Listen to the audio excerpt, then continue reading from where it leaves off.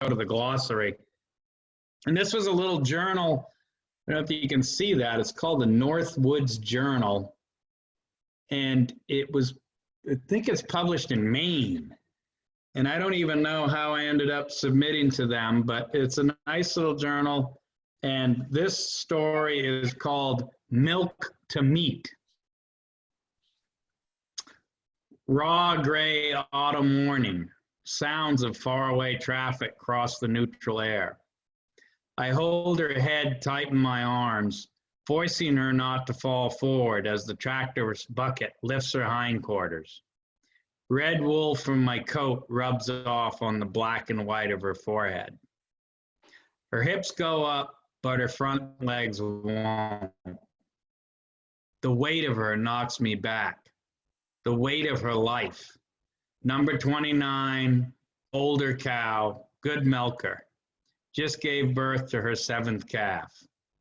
The tractor lifts her rear again, and on the 3rd try, she manages to get front legs under her.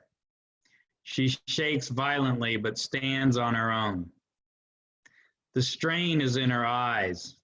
She breathes and gulps. I tug on her halter to coax her forward. With what she's got left, she takes one step, rests, then takes another. She stands solid for a moment, then buckles and goes flat, her legs splayed all around underneath. My brother and I stand and stare at this passive soul, both sensing her fate. The back of my right leg feels warm and damp. I notice wet streaks running down under her eyes, goo collecting on her cheeks. I still feel her heavy head tucked under my arm. The calf, a big heifer calf, is fine. Fever struck the mother during the night, soon after giving birth. All through the dark hours, she lay in the barnyard, watching the sky turn cool and cloudy. First one leg lost reflex, then her whole back went bad. By the time we found her and gave her a shot of calcium, the good hour had vanished. I passed by her throughout the day, making endless trips in and out of the barn, morning milking, feeding calves, mucking out. Each time she greets me with the same blank stare. I remember how she used to lean on me when I washed and stroked her udder, preparing each tit for the machine. Unlike some of the cows, she never once kicked or fussed, even when the summer flies grew relentless and gathered on her bag like maggots, or when she was swollen and sore with fresh milk right after calving. Sometimes when I'd pass by her head while feeding out after milking, she'd lick at my pant leg with her sandpaper tongue, or follow close on my heels coming up from evening pasture, bumping me along in the rear with her nose as if she was actually hurting me. She carried her jovial character most everywhere, but now her look is forlorn, and it creeps into me, gnawing away until the stock truck arrives that evening. We get her loaded using the tractor from behind, 2 men pulling in front.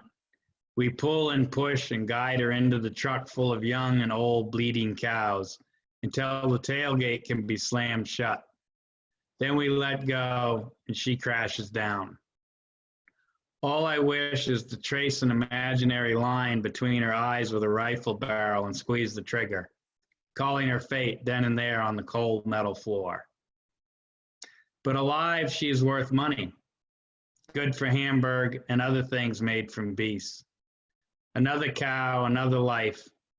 Hers spent for 10 years learning these New England pastures more intimately than any human could. Remembering the shady spots under the elms during the heat of the day, knowing where the bees' nests are each spring, remembering the hillsides, the grass grows thickest on first, and where the last mud hole to dry up is. In the spot along the maples, the fence seems to forever weaken. I feel the weight of her as the truck grinds and shifts, and rattles up the long driveway, heading for market in some strange, far-off city where the best price will be paid for number 29. November night closes in. Creamy clouds ripple over the dark mountains like small waves across a bare lake, suggesting the season's first snow. I turn and start toward the barn, mats of white hair still warm on my coat. My face grows wet with this paradox of thought.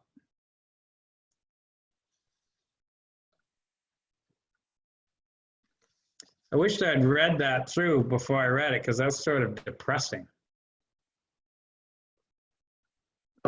Not that good writing can't be depressing, and bad writing is definitely depressing. I'm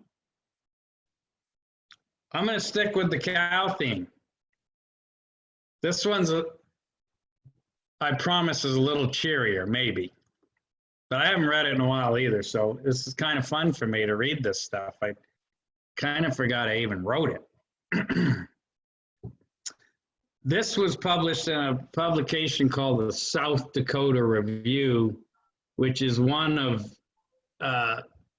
many literary journals out there, which there used to be tons of. And I don't know, with modern electrical, tic-tac and tweet and Twitter, if these things even exist anymore. I'm assuming they do. A lot of them might be electrical on your Kindle or whatever. I've been out of the loop, but this was a nice journal, and I forget how I came across it, but I sent them this story called Something Right, and they seemed to like it enough to print it. And they might have even paid me like $25 or something. Something Right. Actually, it's no G, it's Something Right. Gertie never did like coming out from the mountains much, even when the land turned gold and brittle and the aspen leaves curled up like some forgotten hand-rolled smoke. And the cheatgrass lay saggy, whispering in the cool evening breeze, making the round hills move slow from side to side after a beating of the summer heat. When the horsemen rode up to gather the range-toughened herd, some cattle had already headed down to find moisture, to find reprieve from the sharp, dry terrain they had worked into following the mud holes and creeks as they receded up and away. Some remembered watering troughs and green bales of alfalfa in easier times in irrigated fields below. Most were with calf as they mulled over each day in their cud, growing immeasurably heavy, sides blown out as if air pumped into them. Not Gertie. One calf in her and one still milking. She liked to stay up on the mountain that nudged into the lazy curve in the Big Dipper's handle of an autumn solstice moon. When they came for her, she'd push into the spruce on the north slope and stay hidden with her calf, their black hides making them invisible in the dark timber. Even Randy, who knew her well, knew where she often holed up, and who had hung a bell on her that spring, couldn't budge her out of the spruce. He couldn't ride through the tight trees fast enough to flush her out, and the dog had been kicked too many times, and Gertie would remain so quiet that he'd be left speculating whether or not she was actually there at all. Damn you, Gert, he'd cuss into the blankness of trees. You'll get sick of eating sticks one of these days soon, then by Jesus you be down. You're gonna get it one of these times. Then he'd turn his horse, circle the dog, pull down his chapped leather hat, spit one last black gob of BW cut onto the forest floor, and head down to join the rest of the riders already on their way with the cattle, a dust cloud building up and out of the thin, tight, south-dropping valley. Same every fall for 13 years running. First to go, last to leave. But she'd always bring out a healthy calf just before sale time and always have a good one on her. So Randy kept Gertie, though he swore every year it'd be her last. It was of a year when snow came early and the land changed from fall to winter in just one day, 1st of November. The snow was thick with moisture. 2 feet of it fell in the high country. On the storm's tail, the temperature dropped quick and hovered at 0 for several days until the sky darkened again and more snow fell. Gold leaves still clung to most cottonwoods, and the buildup of snow upon this platform burdened them, bending some to the ground.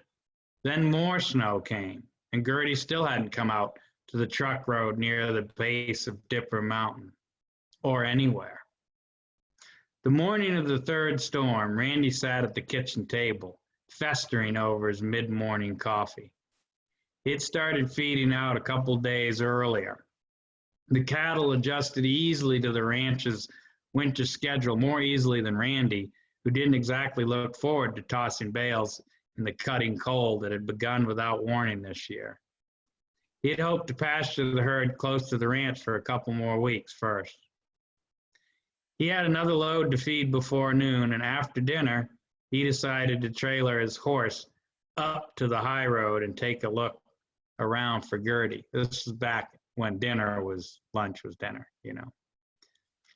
He hardly could afford the time, but Randy felt the sort of obligation, as he did toward any lost cattle, particularly this one. His horse sank belly deep into a snowdrift as he rode out of the stock trailer and headed up along the road. Although he wanted to cut directly toward the mountain, Randy kept mostly to the road and studied the surroundings for any new or old sign of cows. No wind stirred, but the falling snow alone was blinding. He could barely make out where a group of deer had pushed along, traversing down to lower ground. He saw where 2 young had perished and the coyotes had cleaned up all the meat and guts, and the ravens had picked clean the bones after them and the magpies after them. He saw fresh mouse tracks on top of the snow. He found the mouse that made them lying warm, a tiny melted indentation in the new snow. Son of a bitch just up and died, he said to himself, if not the horse. Reckon it's going to be a long winter. Black tobacco juice seeped down Randy's thinning gray beard and froze in place like a mountain creek gone to icicles. In the heavy air, the hissing sound grew deafening, and he couldn't tell if it was the noise of falling snow, as he'd before always thought, or the building octave of silence that came in a different world entire. He rode his horse north and still no trace of cattle. Daylight had been dropping off quick on both ends, increasing in speed with each passing day. By the time he reached the road's end, which was a road anymore only because he remembered it as one, dark gathered fast. Suddenly he saw a shape that seemed far off but wasn't more than 50 yards. His mood changed.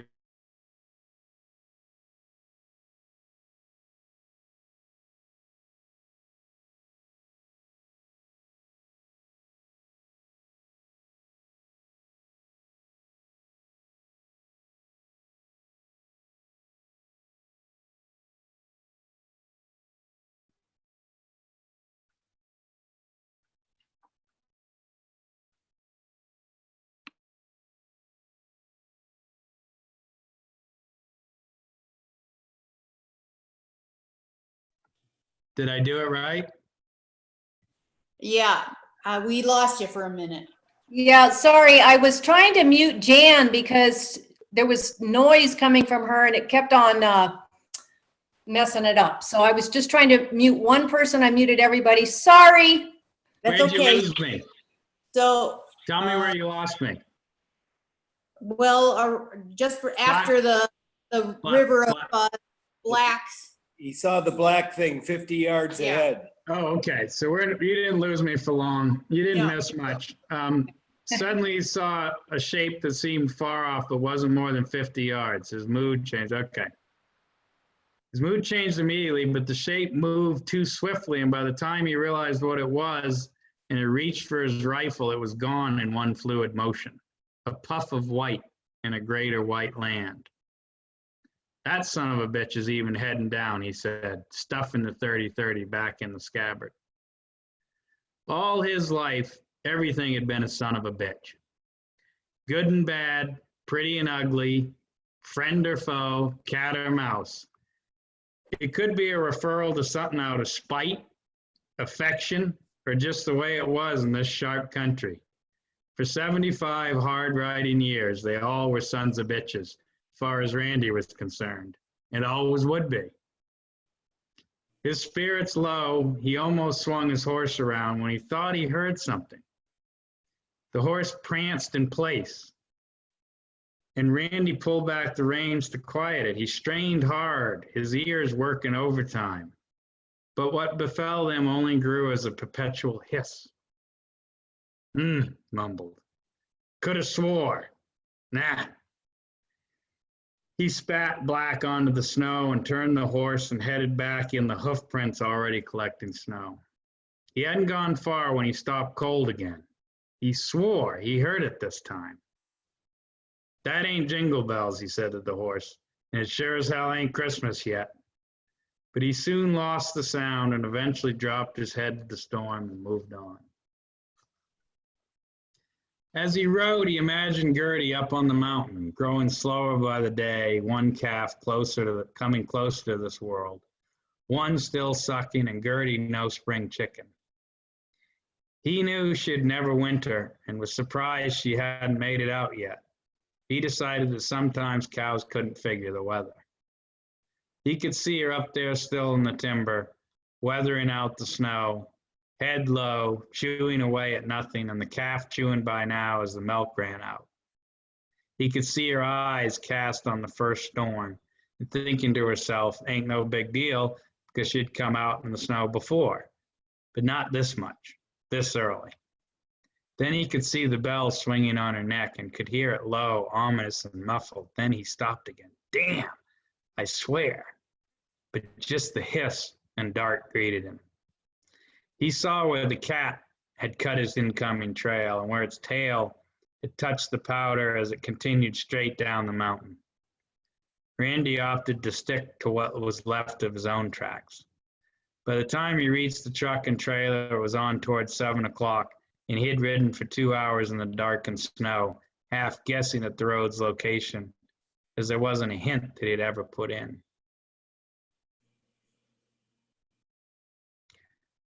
The following May, when Randy and his men drove the cattle back into Dipper Basin, Randy, as always, stayed on a couple nights, making sure the cows settled. On the second day, he rode to the mountaintop, tethered his horse to a spruce, took the dog, and set out on foot toward the thick timber. Patches of snow from the heavy winter lay scattered about the cool forest floor. But some early spring beauties in the iris had already pushed up. The sun was warm, the air cool, like when he'd last been here on the mountaintop at the other end of winter. He'd almost given up hope when he glimpsed something in the sun at the far edge of the trees. He walked toward the glinting object, and a black shape moved inside the timber. The raven left the pile of bones as Randy approached, and he saw the shine was from Gertie's bell. And what lay about was the leftover from her hide and the hide of a calf beside her. He wouldn't have thought she'd have had her new calf until he saw a miniature skull not 3 feet from hers. Still may not have. The dog circled the mound of hide and bone, but seemed reluctant to dive in as usual. Randy spat on the ground. Son of a bitch was a good cow. Told her she'd get caught. As he knelt there and watched the spring sun climb higher and felt the land thaw and the thrushes flutter by, it came over him for the first time since his wife had died. Maybe it was because he was weak from another winter, or because it was so good to feel the spring, or because all in all he wouldn't know how else to live. But he'd always respected Gertie, ass that she was. Her heart had forever been in the mountains, and she remained independent by it. He couldn't falter there, and by Jesus, if he ended up where she was, he figured it'd be about as good as he could ask. When he was done being sold up, Randy put his hat back on, stuffed in some fresh snooze, whistled the dog, and headed back for the horse. As he started down off the spring range, his horse moving slow and easy, he was heartened by the fact that he'd kept Gertie's calf from the year before instead of shipping her to market. Ain't often in this country, he mumbled, a guy does something right. That's a good story. Nice. Thank you. Well, those are a couple cow stories. Good, yeah, we enjoyed them. When did you write that one? That last one? These both are from 96, I think. Okay, so you were here. I was here in Jeff and Maria's house Oh, yeah. before it was their house. Yeah. And I had not met Brooke, I don't believe. And I was having a fine time being a bachelor and writing and skiing and doing a lot of duck hunting. It was me and Max, my first lab. Oh, yeah. I think I might have written the first one when I was still in New Hampshire a few years earlier, but maybe didn't publish it till. I love your Later. descriptions.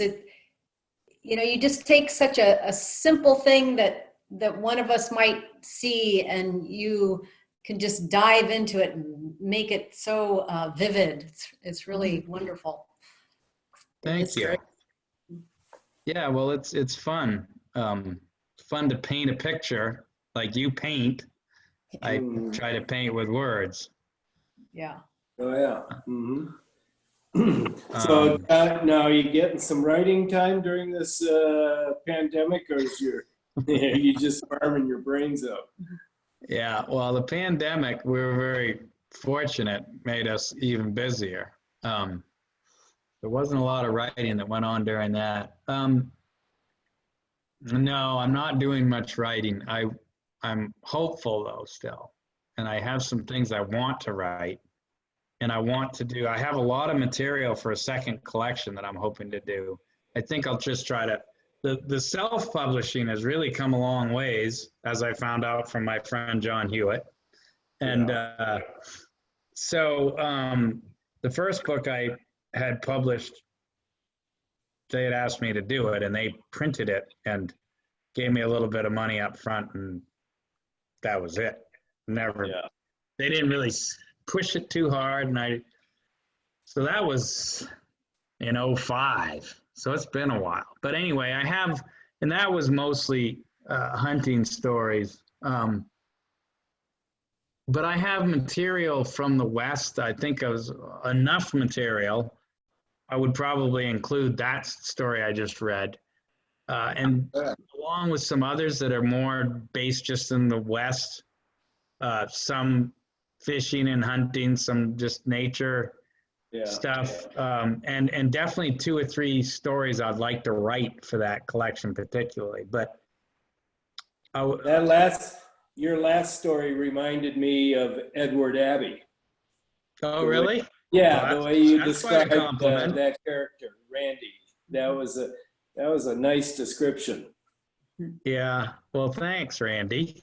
Yeah, I'm comparing me to Ed Abbey might be a stretch.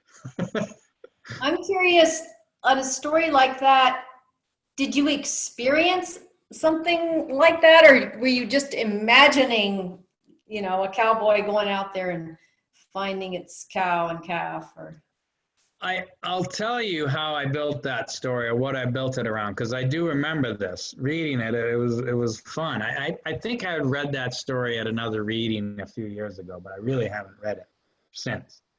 And so it was of an early winter, and I was living up the road. And the first 3 years I lived up here, we had 2 feet of snow by the middle of November. And I was ranching. I was working for a rancher in the valley, and we had cows. So I was familiar with the Western ranching scene, and probably, yeah. So I didn't specifically know a Randy, but I knew there was a Randy out there. Yeah. But the instigation to that story was, and I'd maybe lived here, 3 years, so it was all kind of new to me, but there was a lot of cows that would just come out, as they still do. When it snows so much, they got to come out. Because even though they're supposed to be off the range by the 1st of October, they never are. No one goes up and really tries to push them off the range. I mean, if it's free range, right? Yeah. So let them stay as long as they can. And so it was like the second storm of the early winter.